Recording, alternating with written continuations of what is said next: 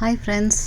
நம்ம பாரம்பரிய உணவுகளில் ரொம்ப சத்தான ஒரு காம்பினேஷன் ராகி களியும் கீரை குழம்பும் எப்படி செய்யலான்னு பார்க்கலாமா? நான் இன்னைக்கு அரைக்கீரை எடுத்திருக்கேன். இதை நல்லா கழுவி சுத்தம் பண்ணி எடுத்துக்கோங்க.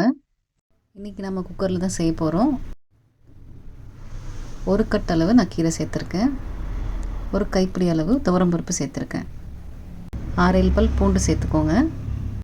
20 சின்ன வெங்காயம் சேர்த்துருக்கேன். சின்ன வெங்காயம் சேர்த்துறப்போ டேஸ்ட் நல்லாயிருக்கும். பச்சை மிளகா 2 சேர்த்துருக்கேன். உங்கள் காரத்துக்கு ஏற்ற மாதிரி சேர்த்துக்கோங்க. பச்சை மிளகா சாப்பிடாதவங்க காஞ்ச மிளகா கூட சேர்த்துக்கலாம். 1 ஸ்பூன் மஞ்சள், 1 ஸ்பூன் எண்ணெய் சேர்த்துக்கோங்க. மஞ்சள் சேர்க்கறதுனால கீரையோட கலர் மாறாது. எண்ணெய் சேர்க்கறதுனால பருப்பு சீக்கிரமாக வெந்துடும். 1 ஸ்பூன் சீரகமும் ஆட் பண்ணிக்கோங்க. சீரகம் இப்போ தான் ஆட் பண்ணணும், தாளிக்கிறப்ப ஆட் பண்ண தேவையில்லை. தேவையான அளவு தண்ணி ஊற்றிக்கோங்க. நான் இன்றைக்கி 1 சொம்பு தண்ணி ஊற்றிருக்கேன். பாருங்கள், இவ்வளோ தான் இருக்குது தண்ணி. இது கூடவே 2 தக்காளி பழம் சேர்த்துக்கோங்க. 2 விசில் விட்டு எடுத்துக்கோங்க. பாருங்கள், சூப்பராக வெந்துருச்சு. இப்போ இதில் இருக்க தண்ணியை மட்டும் வடித்து எடுத்துடலாம். இந்த தண்ணி வேஸ்ட் பண்ண வேண்டாம், வடித்தாச்சு. இப்போ நம்ம இது கூட உப்பு போட்டு நல்லா கடைஞ்சி எடுத்துடலாம். இந்த மாதிரி மத்து இருந்தால் மத்து வச்சு நல்லா கடைஞ்சி எடுத்துக்கோங்க. உங்களுக்கு புளி தேவைப்பட்டால் இந்த சமயத்தில் கொஞ்சமாக புளி சேர்த்து கடைஞ்சிக்கலாம். கடைஞ்சாச்சு. இப்போ அந்த தண்ணியை சேர்த்து கொஞ்சம் கொஞ்சமாக கடைஞ்சிக்கலாம். இந்த தண்ணியில் தான் நிறைய சத்து இருக்குது, அதனால் அது கீழே ஊற்றிட வேண்டாம், குழம்புல ஆட் பண்ணிக்கோங்க. பாருங்கள், இந்த அளவுக்கு இருக்கணும். இப்போ இதுக்கு ஒரு தாளிப்பு கொடுத்துடலாம்.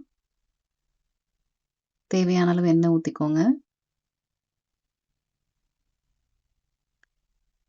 கடுகு, உளுந்து, கொஞ்சமாக கருவேப்பிலை, ஒரு 3 காஞ்ச மிளகாய் சேர்த்துக்கோங்க காரத்துக்கு ஏற்ற மாதிரி.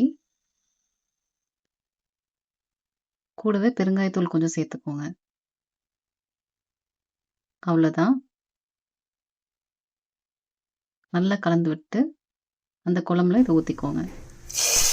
இதோட முடியலை, இதை அடுப்பில் வச்சு ஒரு கொதி வர வரைக்கும் வெயிட் பண்ணுங்கள். அதுக்கப்புறமா இறக்கிக்கலாம்.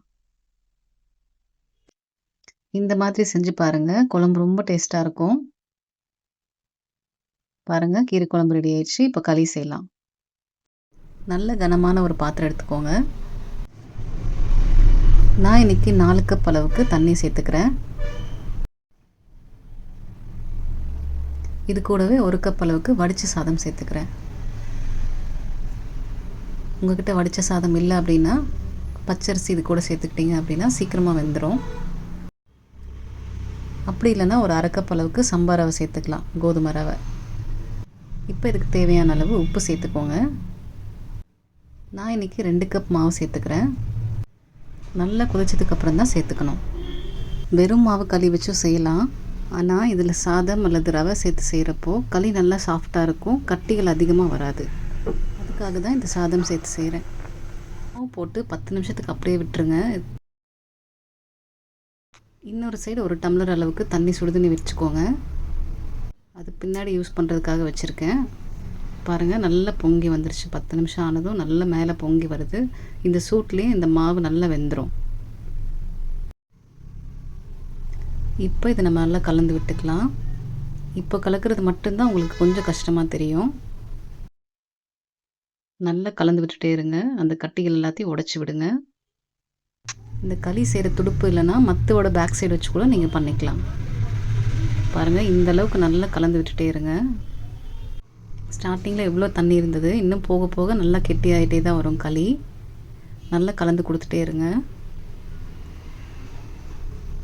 பாருங்கள், நல்லா கலந்தாச்சு. நல்லா களி வெந்துருச்சு. ஒவ்வொரு மாவை பொறுத்து களி கெட்டியாகிறதும் லூஸ் ஆகிறதும் இருக்குது.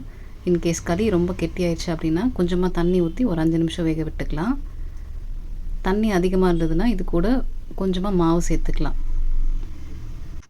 இது அடுப்பு மேலே வச்சு உங்களுக்கு கிண்ட ரொம்ப கஷ்டமாக இருக்குன்னா கீழே எடுத்து வச்சுட்டு உங்கள் காலோட சப்போர்ட்டில் பிடிச்சிட்டு அதுக்கப்புறம் கூட நீங்கள் நல்லா கிண்டிக்கலாம்.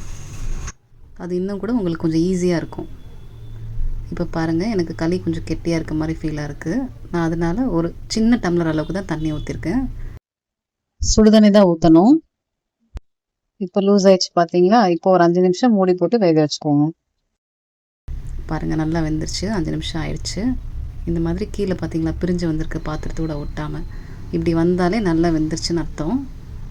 இதை எப்படி செக் பண்ணணும்னா, கையில் தண்ணி நல்லா தொட்டுட்டு இந்த மாதிரி நம்ம தொட்டு பார்த்தோம் அப்படின்னா நம்ம கையில் சுத்தமாக களி ஒட்டாது. இப்படி இருந்துச்சுன்னா நல்லா வெந்துருச்சுன்னு அர்த்தம்.